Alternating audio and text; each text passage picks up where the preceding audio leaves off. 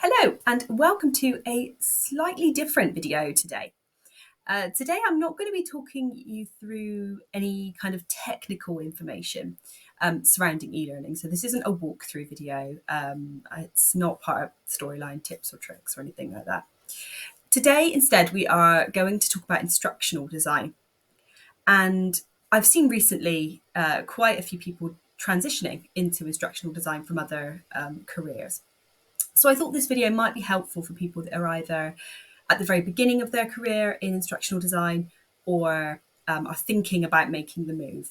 So we'll have a look at questions today, such as what is instructional design? Do you need any qualifications to be an instructional designer?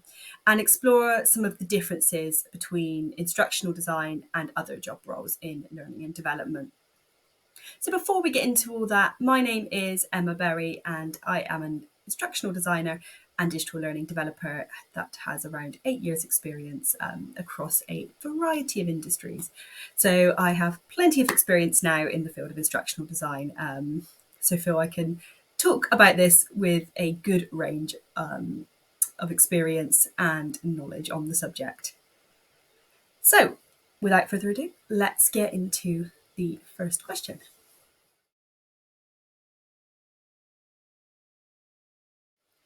So question number one is, what is an instructional designer? So what does an instructional designer do? And so many of us that do this as a job find it really hard to articulate and to answer this question. And I don't really know why. I think it's because it's such a varied, such a nuanced job that it can be really hard to describe kind of what an instructional designer really does. So in its simplest form, instructional design is the creation of instructional or learning material. So, this could be anything from the written instructions that you find in your flat pack furniture to an e-learning, a virtual classroom, a webinar, a lecture, any kind of learning or instructional material. Now, I think there is this misconception that creating learning is simply picking up a lot of content, like knowledge-based content, and dropping it into a platform. So, for example, an e-learning, and then making it look nice, making it function, and then just shoving it out to everybody. But it is so much deeper than that, and it takes a lot more deep thought and planning in order to make the learning successful. So an instructional designer will not only develop the content itself, but also have to answer and ask a variety of questions in order to make or help make the learning successful. So this could be looking at who the audience is, what the need for the training is, so why is it needed, and of course developing learning outcomes. So what is the goal with this training or this piece of learning? Why is it needed in the first place? And from there, the instructional designer will then look at the how. So what method of learning is going to be best in order to help these individuals or these learners meet these outcomes. And then this all helps form the basis for the content development. And instructional designers work closely with lots of other people within learning and development. So you'll work with a subject matter expert. You'll have your stakeholders, which could be, senior leaders, managers. These will be the people that have put in the request for the learning. And they will help you define a lot of these things like the learning outcomes. You'll also work with developers, so people that will then bring this learning to life, particularly if it's a piece of digital learning. You might work with e-learning developers or digital learning designers. So I kind of see the instructional design role as the center point of all learning creation.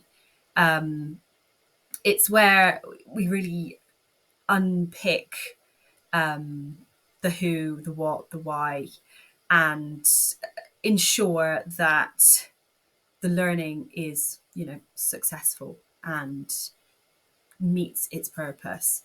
So to be an instructional designer, you've got to be prepared to do a lot of very deep thinking, a lot of analysis, But it does have elements of creativity in it, of course, as well. So when you're developing content, you need to be thinking about the interactivity, how you're going to engage and motivate the learners. You get to design activities. I think that's where that kind of instructional design part comes from. So it is still a creative job. You're just not necessarily heavily involved in the actual creation of the finished learning product. So leaving it on that, we'll now explore our next question, which is, so what is the difference between instructional designer and digital learning developer?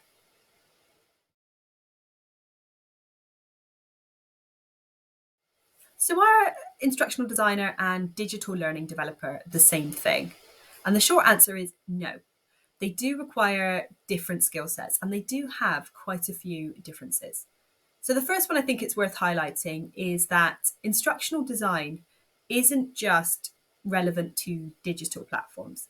So an instructional designer will produce learning or instructional material for a variety of mediums. So this could be face-to-face sessions, classroom-based sessions, workshops, lectures, along with things on a digital platform like an e-learning or a blog post or something.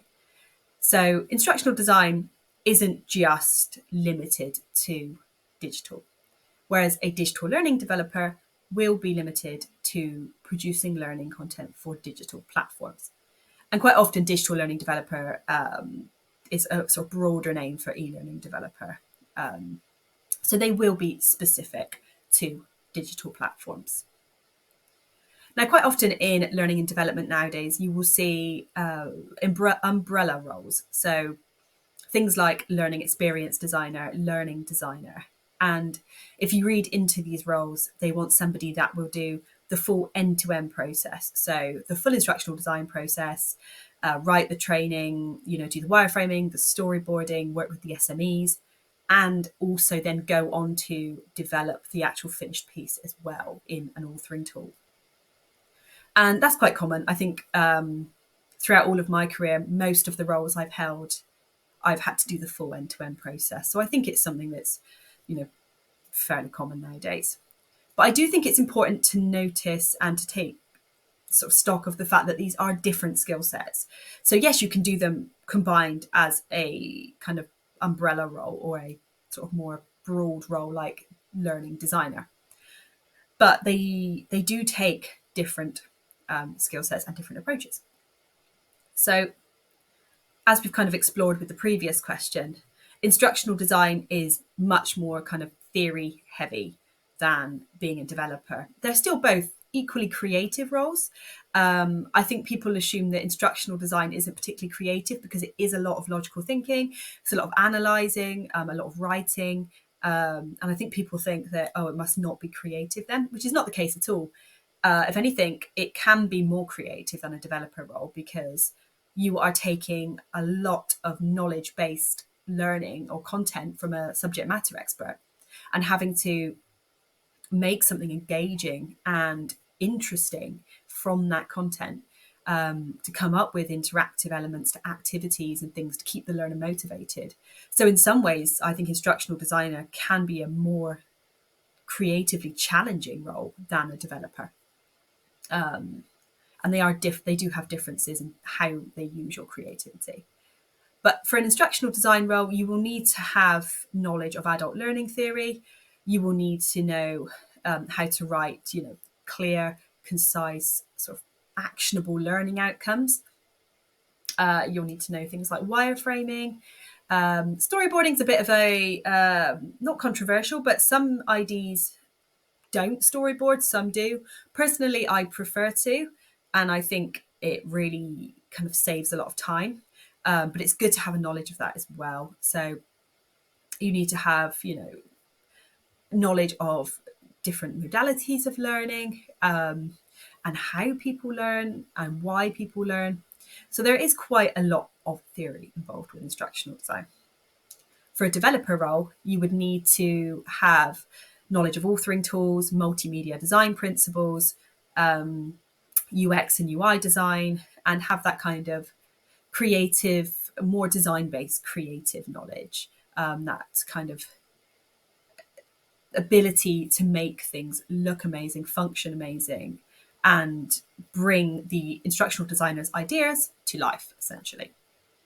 So, yes, you can do both roles together, but they are different, and you can do them as standalone roles as well. So, if you're somebody that's thinking, I'm not sure if I want to be an instructional designer or a digital learning developer, I would say search them as separate roles and read job descriptions of them as separate roles so that you can weigh up the differences and the responsibilities and the things that you would have to be doing. If you're somebody that is really interested in the how people learn and the why people learn, then instructional design is probably a better route for you. If you just really love bringing things to life and authoring tools, you love playing about with the technical side, you're very creative in terms of design and graphic design, then the developer role might be better for you. And equally, if you enjoy both, then go for something like a more umbrella role, such as digital learning designer.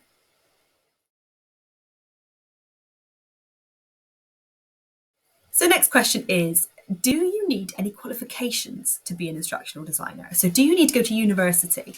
And again, the short answer to this is no, you don't. So you don't need a degree to become an instructional designer. I think if you talk to most instructional designers or people within learning and development, they'll tell you how we kind of all fell into this role. It wasn't intentional. We didn't kind of from children go, yeah, I'm going to grow up and be an instructional designer. It's something you kind of end up in by accident. But if you are thinking about transitioning or moving into instructional design, it's good to know that you don't need a degree. So you don't have to go back to university and retrain. I would say, though, that it is useful to get some kind of qualification. So, for example, I obviously have been in L&D for 8 years now, and my first roles were as an instructional designer. And at that point, I had quite vague job roles, like creative consultant. And I didn't know that what I was doing was instructional design. Therefore, fresh out of university, having done a degree in illustration, so nothing to do with training or development, I didn't have any of the instructional design theory behind me. I didn't know anything about adult learning theory or anything about how people or why people learn. So I kind of cruised on through doing this instructional design that I didn't know I was doing for a good few years. And it was only when I then took on the digital learning development side as well and started to create e-learning that I realized there was a lot of knowledge gaps that I had. And my e-learning wasn't feeling as engaging as perhaps I wanted it to be. It was feeling a bit flat. So I went on to do a qualification, a professional diploma in digital learning design from the Digital Learning Institute. And although this obviously was specific to digital learning, a lot of it was around instructional design and adult learning theory. And that was just the most valuable course for me in terms of filling in those knowledge gaps and providing me with all that theory that I should have had back in the early days of my career, but just didn't have. And from there, I found that my e-learnings and my digital learning got so much better because I understood the why. I understood why I was making these choices. So I was writing learning now with the understanding of I'm doing this because of this. So I think, yeah, you can go into an instructional design role without a qualification. But I do think it's useful. There is a lot to learn with instructional design. There's a lot of theory behind it. And sometimes it's just helpful for somebody to kind of put it all in one place for you and sort of tell you that, okay, this is the foundations of what you need to know. And you've got it all there for you. Now, I understand that obviously courses aren't accessible to everybody. Some of them can be really pricey. So I think if you don't have the finances to take on a course, you don't have the time or any other reasons, I think as an alternative, you can go and talk to people that are actually doing the role. Ask them what it is that you need to know. What is the key things that they use in their day-to-day practice that they find really valuable. Pick their brains, get as much information as you can from them, and just keep learning, keep searching. I think, this applies to any role in learning and development, and any role and ever really, but we should always be continuously learning. And even as somebody with 8 years of experience in the job now, there's still things I learn every single day about instructional design, about adult learning theory. Things are constantly being debunked, constantly being reviewed. So it's always going to be a continuous learning journey anyway. But I think to get you off the ground, either look at a short course or a short qualification, or take the time to go and talk to people that are professionals in instructional design that have been doing it for years, and just pick their brain for half an hour and ask if they can point you in the right direction in terms of the theory and the knowledge that you need to know to do the role well.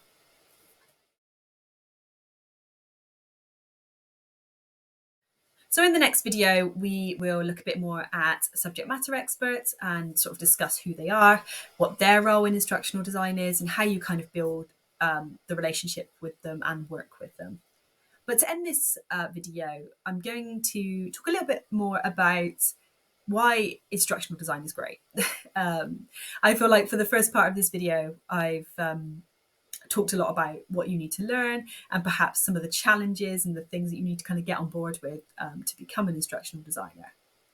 But in my opinion, it's a fantastic career. It's very challenging, but it pushes you creatively. It pushes you to think outside the box.